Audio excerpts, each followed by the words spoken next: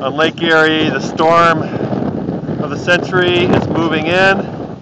I've got a little bit of shelter behind this tree. Otherwise, it's blizzard conditions.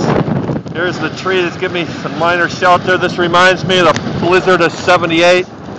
I just fought my way through snow drifts up to my hips. Winds coming off the lake, I would say, at about 30 knots. It's quite invigorating, but also quite frostbitey. Let me get back behind this tree. Oh man.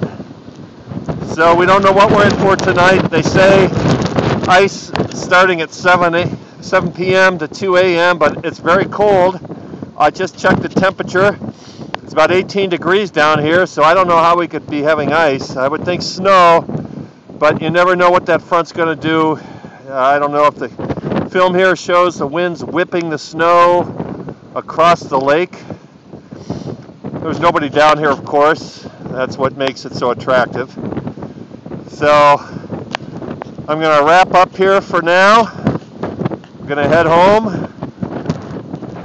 We've got some nice beef stew in the crock pot, and that's going to taste pretty good right about now. Signing off. Good day.